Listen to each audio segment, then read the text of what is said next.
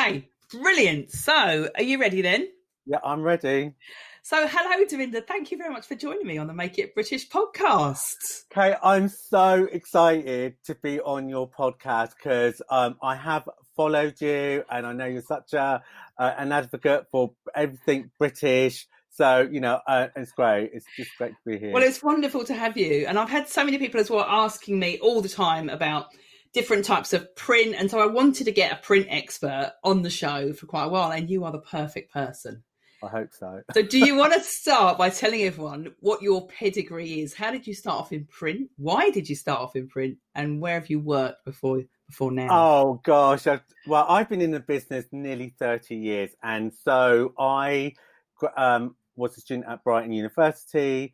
I did a 4-year sandwich course, and I specialised in print because if I'm really honest with you, Kate, sorry, I could not do weave or knit for peanuts. So I'm just being really honest with you. And I really like drawing, always like drawing, and I've always liked pattern and print. So I did a 4-year sandwich course at Brighton University, and then from there I won a t-shirt competition with Coates Vayella back in the days, and I ended up working for Coates Vayella, and we supplied M&S, and that was my first job. So That is going back a while. I remember Coates Vayella at supplying yeah, M&S. we, Yeah, we were just in Nottingham, or just yeah. outside Nottingham, and I worked there, and it was my first job. Because if I'm really honest with you, I thought I was going to go back to Paris or to France, because I actually did a placement in my year out. I went to New York, and I worked in Lyon, and I thought I was going to go back, but I ended up getting this job, and then I stayed there for about a year and a half, and then I ended up teaching for 3 years back in Southampton, and then Portsmouth University, and then I just had a moment where I was like, "That's it. Life's too short. I'm gonna pack it all in, and I'm gonna move back to New York." So I ended up going to New York, and I lived there for Ah, 7 years so working working. for a designer out there. Well, so I work for a print studio. There's a lot of print studios in New York, as there are in the UK, but more so in America. And I didn't just do drawing. Everything was hand painted. Like nowadays, if you go to a print show like Premier Vision or the London Textile Fair, which I think is on next month, everything's digitally printed. But back then, and still now, to a certain degree, some studios are still hand painted on paper, and then it's translated onto fabric. Yeah, yeah. I So remember those days. yeah, so when you used to buy, Yeah, I just print used to hand, designers with portfolios, yeah, just just with flicking. portfolio. Yeah, with drawings and paintings and. And then but I also did machine and hand embroidery. So I don't, which is something I think I'm going back into. But but back then it was just literally just paintings. I worked for a couple of studios. I worked with friends of mine as well. I left one particular studio and then worked with another one in downtown Chinatown, and I did everything. I did the selling, the schlepping of the case that you see when you walk Yeah, on with all Seventh of the Avenue. hangers, with all of the With all this, like, designs. come Yeah. rain, come snow, and when it's snowing in New York, it really snows, and when it's hot, it's really hot. And who So are I you did. selling the designs to? So we would sell designs like Calvin Klein, Victoria's Secrets. We would Yeah. travel to San Francisco and sell to like Gymboree, and DVF, loads of like top designers. Because what people don't, well, maybe they do know, but in London, you have a handful of certain retailers that are spread about in London. But in New York, when you go to 7th Avenue, the garment district, you'll have one building with like, hundreds of like companies. So you'll find that a lot of print studios from the UK and Europe go to New York regularly, like every week, if not every month, because there's so many clients to see there, because it's a bigger country and there's more clients Yeah. as So do you well. think as a print designer it was much easier to get on in New York than it But was in the yeah, UK at the time? well, the reason why I did it was because I just didn't want to look back and say I never did it. Yeah. And I'm that way inclined. And so I went out there, packed it all in. I had a flat, a car, packed it all in, and then went out. And obviously I had to get a visa. You can't just get a job in America. You have to have a visa. And I got that, and I got sponsored, and it was great. I had the best 7 years of my life, and I met So my why wife did there, you come? Caroline. Oh, you met your wife there as well. So why did you come back then? If I'm really honest, I think we were like long-term wise, we weren't sure if we are going to be there. And if I'm honest with Yeah, you, a lot of my friends that were in New York, there's still a handful that are still there, but there's a lot that have moved away. Because I think when you start a family, one thing you'll find about New York City, unless yeah, it's not. you've got, it's Yeah, just, tons of it's, money. It's not. it's a lot of money, and it's a very transitional city. Um, and, but it's great. I mean, I love it. And, so we decided to come back, and I end up going from like freelance 24/7 New York to the UK to a corporate job. With And who? Who was the which? Who was? Can you oh, name the so I retailer? work. Oh yes, yes. So I work with George Asda. Right. So Okay. back in the days, this is when they had their global brand as well, and they had me in. I had two assistants, and I worked with some garment. There's probably about 10 or 12 garment designers, and I worked with them, and I did that.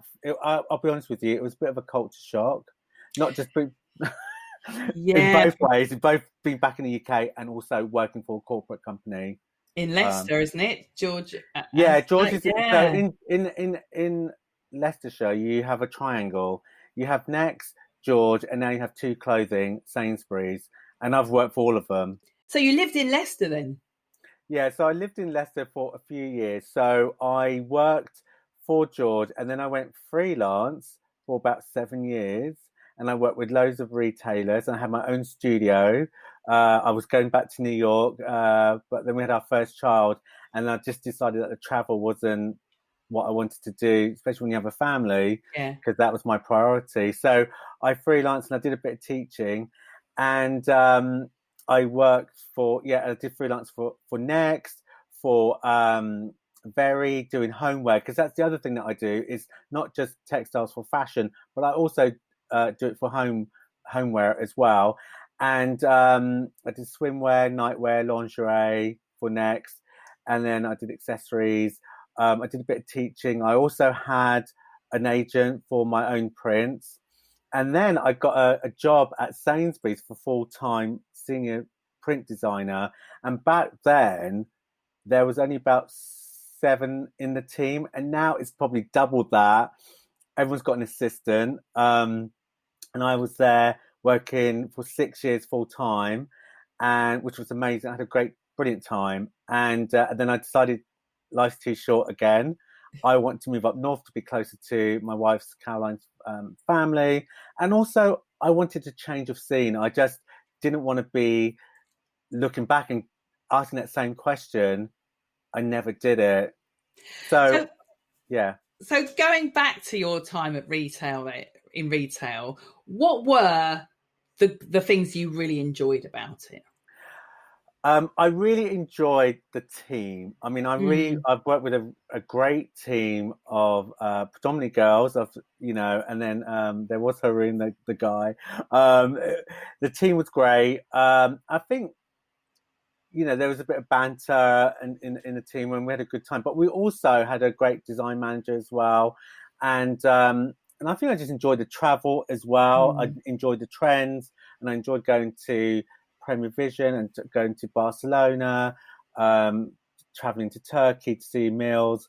Um, I think that was the interesting bit. I think it was just being creative to a certain degree, and Mm. then Yeah. finally seeing your design from from paper, paint onto the computer, and then you see it on in the shops, in the stores, and you see it in the magazines, and Yeah, and you see your bestseller every so you must have had, like I did when I worked in retail, the Monday morning meetings about oh yeah, the what's sold, what yeah, hasn't, what's the yeah, bestsellers. And I, yeah. as a print designer, I always remember, you must have the joy when one of your prints is one of the bestsellers.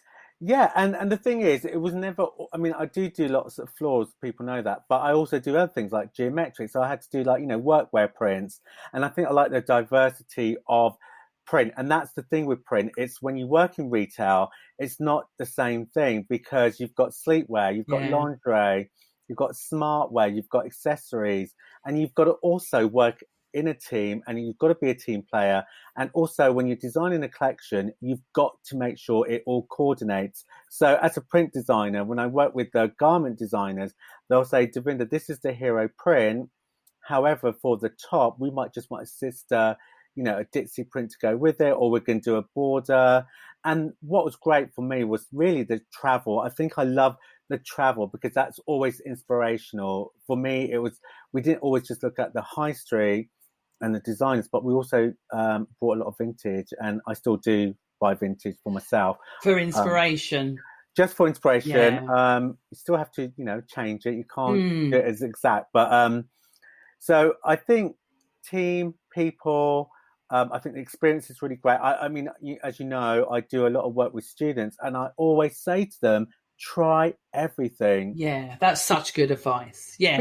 Because it's not, when you're a designer, be it a garment designer or even a buyer, whatever you go into, one thing that I've realized is that you are only limited by your beliefs.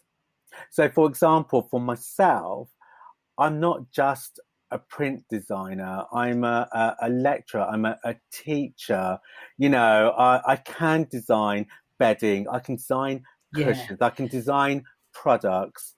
It's about being flexible, isn't it? Because like you were saying, when you're working for a retailer, there's several different print trends every season, and you have got to do all of those and interpret it for what works for the customer of that particular store or brand.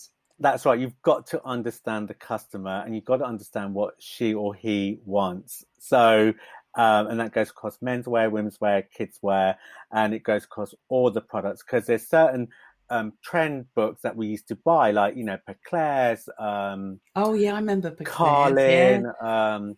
Yeah. Those trends are great, but they're not always right for the customer. So you've got to decide what trends. And also, when I was working at Sainsbury's, we'd have at least 8 collections every 2 months. So all the Gosh, that's a lot. So yes, because we had to cover casual, we had to cover jersey, we had to cover smartwear, daytime wear. So not all the trend books would have enough stories, so we would make our own stories up. I think we had one called Amalfi. It was all like Italian, and You still remember it? Oh yeah, definitely. Yeah, because I had to design. We had to design these like florals with it was very D&G. Think of Sophia Loren in the 50s, when there's fabulous vintage, clothes, and so you always got to have a hook when you do a story, and it's always got to have a story behind it. So, but coming back to what I was saying, I think diversity, or make sure that you can be diverse. It really helps you. It's helped me in my career. And that's why I'm still passionate about what I do. That's why 30 years on, I'm still doing it. I'm still That's passionate. Brilliant.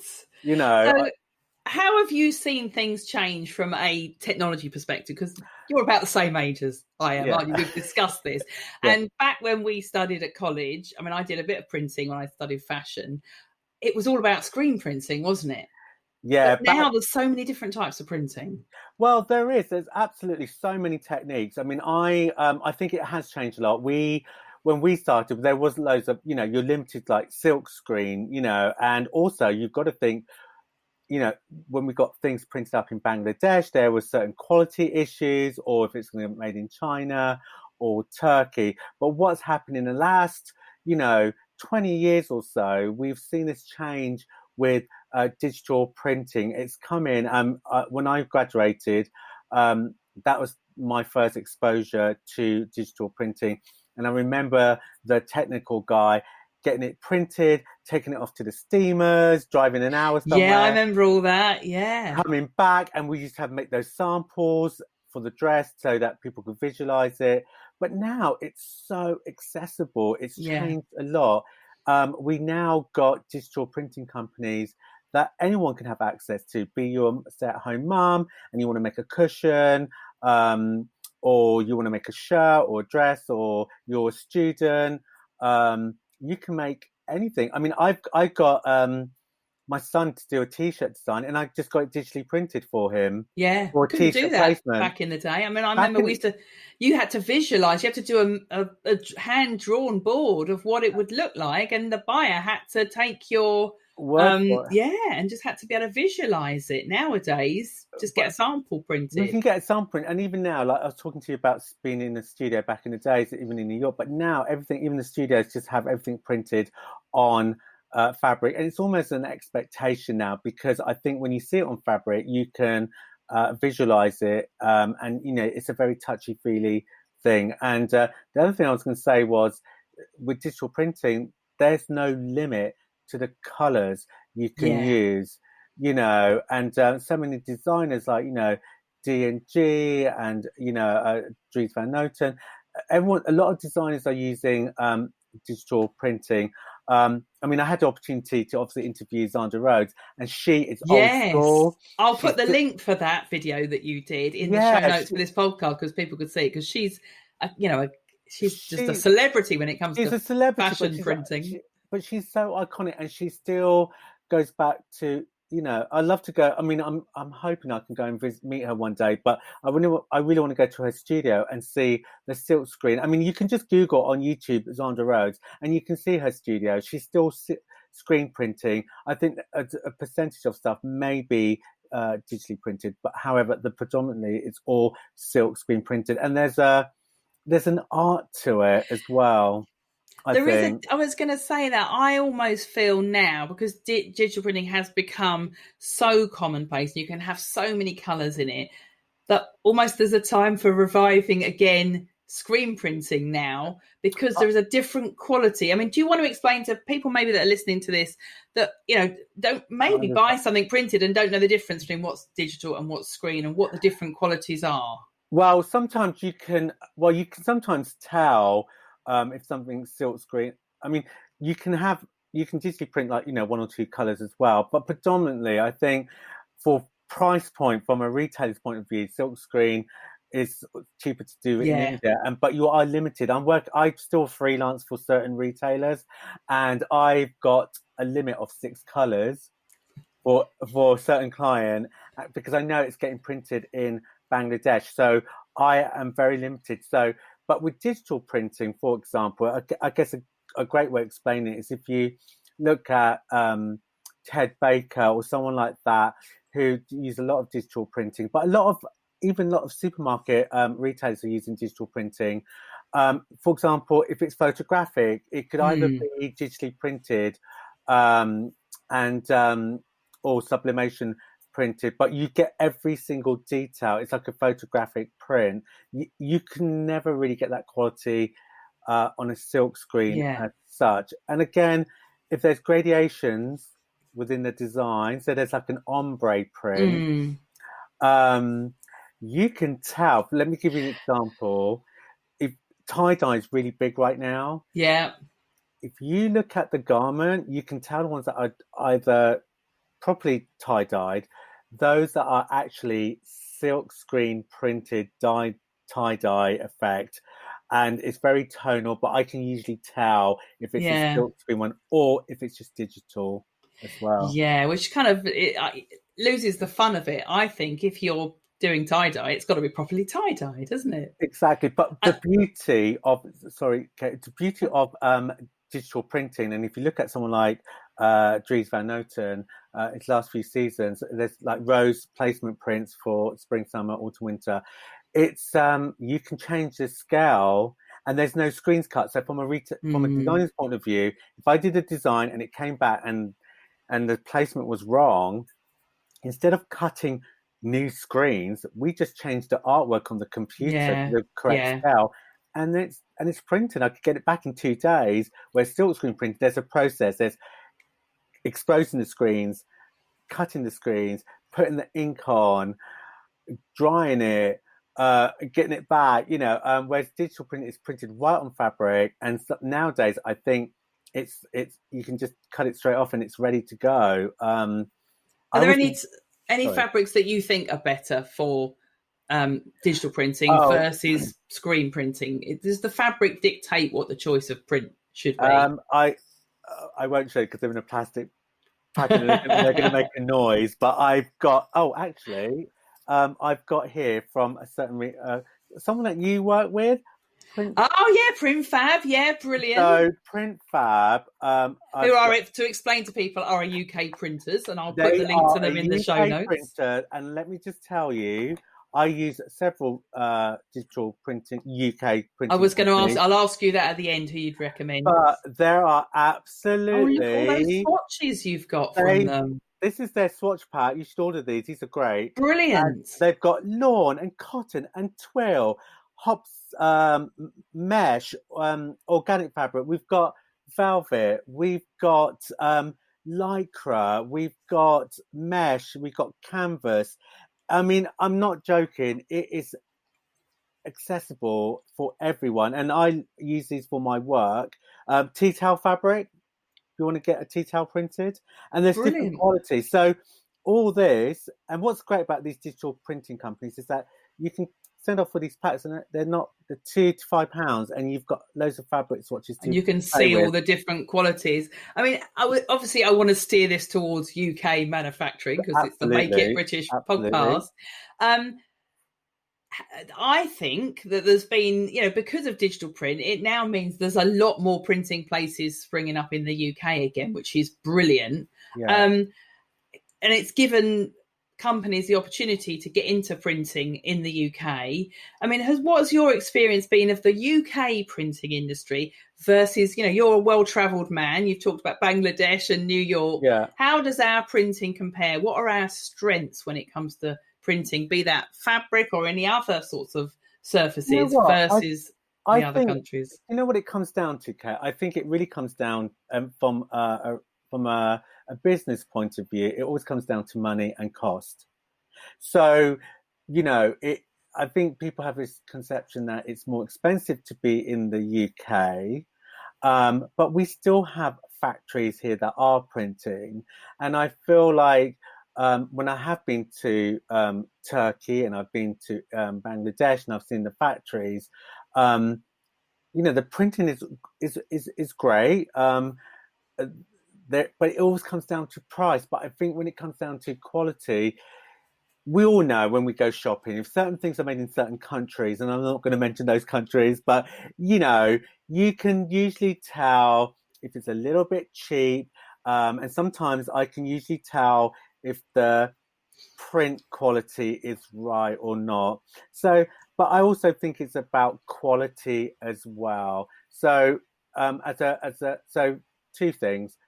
As a retailer, as a business, you're looking at your cost factors and your volumes, because things in India or in China or in Turkey are a lot cheaper than they are to be made here. However, there is a thing about having things made in the UK as well, because it's not just about volume, it's about quality as well. And we've seen certain documentaries on Channel 4 where it's a lot about fast fashion. We won't mention any names. And it's cheap and it's disposable. And I think nowadays, listen, we've had this pandemic. It's made people realize what really matters. And there's a lot of recycling, a lot of updating old things that you wear, and I think we need to relook at those things. And as a designer, for me, and being a British designer and being in the UK, where I can, I will always source, like I said, the printing in the UK, because we think that's an important part to our business. However, there are certain fair trading that I'd also like to work with, because what I haven't said to you, Kate, is that I've also done voluntary work in India many years ago. Oh, brilliant. I've worked with slum children before I went off to New York. And that's something that is still in the back of my mind. That's a different thing. And that's a whole nother story. However, when we talk about products and we talk about UK manufacturing, I think people realise that, oh no, because of this whole COVID thing, they can't go to China and get things made. Yeah, exactly. They've had to come, and I think I have read somewhere they've had to use the UK. Yeah, company. especially for printing, because it's It's on That's your the thing, they need to turn around quickly because exactly, and print it's on your, trends change, and it's on your yeah. doorstep as well. And I think there's also there's just something about having quality made in the UK as well, and keeping it closer to home where you can. And yeah. I was going to say, so with that being said, then which print companies in the UK have you worked with? You know, who would you recommend? Well, I've only personally worked with the digital companies like Yeah, Print Fab, but there's like Sandback and Barracks. yeah, Standfast and Sorry, Barracks. sorry, Sandback Yeah, and Barracks. Based in Lancashire. I've not worked with them directly, but I've seen their. I'm itching to go to their you should factory. go and visit. Yeah, I've actually never been to Standfast and Well, Barracks. Yeah. they follow me on Instagram, and I follow them, and I've been just waiting for the time when this whole pandemic is, it's dying down slightly, hopefully, that I can go and see them. But from my own point of view, I've really been using the digital companies because of my work is very hand painted. Mm. But I have spoken to designers like the Mini Moderns who use predominantly all UK. Mini Moderns, yeah, they do. They use Yeah. all lot of UK supplies for their ceramics, as well as their textile pieces, as well as Mm. their wallpaper companies as well. So for me, because I'm only a small brand, I've only got access to the digital companies. But you have got another little project which we can see. I can see behind you on the screen here, but as I'm talking to you. So, do you want to tell everyone about your other little project because that does Yeah, involve right. printing? So I do a lot of things. I do teaching. I do freelance work for clients. But I've also, during the pandemic, we set up a company called Madaher, which is obviously my surname, and it's my wife and Caroline. Caroline, we sell embroidery kits, which are partly printed, but they're all hand stitched as well. All our products are made in the UK, Brilliant. You and need to be on our website then. yeah, we've got our cardboard boxes which I designed printed in the UK, which is brilliant.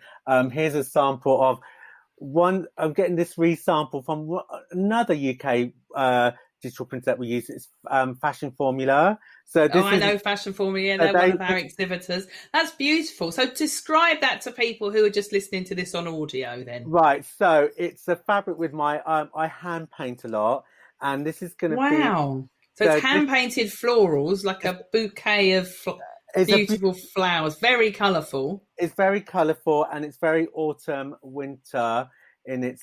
But this is going to be well, I'm telling you now, and I suppose everyone will be here. But we're making some other cushion kits as well as embroidery kits, and that's going to be that's going to be quilted cushion So kit. why? I mean, I think it's a fantastic idea, and any sort of creative craft kit, especially at the moment. But why particularly embroidery? Was Because Caroline, your wife, a keen embroiderer? Is that why you came yeah, up with the idea? she's all about the embroidery. When we actually met in New York and we worked together, and we both did embroideries together for collections. So we both worked together. But she's more of an embroiderer, and it's a joint project really because we've worked together in the past, and then we've had the children, and now this is really her time, and mine, I guess, to a certain degree. But I've been in fashion a long time, longer than her. But really, it's our sort of motto is finding the creativity in the everyday. Here's our Oh, I little, love that. here's our little. You can't see it, but everyone gets a little card like this. It says finding the creativity in the everyday, and I think you get to a stage in life where creativity, and especially with everything that's gone on right now, is people are looking for something to do. You know, Yeah, so yeah, I mean, it's a perfect timing um, to do embroidery. It's a perfect time to switch off from all your gadgets, your yeah, phone, to have a cup of tea, sit down by the yep. fire, or like we are, and sit embroider because it actually is very therapeutic. It's Mm. not just oh, here's an embroidery kit. It's actually very therapeutic. We've had loads of positive feedback from customers going, I absolutely enjoyed doing this. When's the next one you're going to do? And me and Caroline have also done workshops. We did a workshop in anthropology in the store in Leeds last year, and we were going to do another one, but obviously with the pandemic, it's not happened yet. But what people want to do, I find, is they want to switch off. They want Mm, to take a break from everything that's going on and just do embroidery and yeah, also therapy. So if you go on our website, which is yeah, wearemadaher.com, you'll see we've got tote bags on there as well and notebooks, but they're just really the side products. Really, it's about the embroidery kits because we're feeling now that people want to go back to some definitely. Old school stuff, old the old school. way of doing it. And what's beautiful about your kits is that it's very modern prints, because I think a lot of people think embroidery kits, old ladies, fusty old designs. Uh, but But no, they're what? beautiful designs. How long does each one take to do? Um, If I was going to buy my daughter a kit, she's 15, how long will it take her to sit there? Will it keep her off her phone for many hours? yeah, I think so.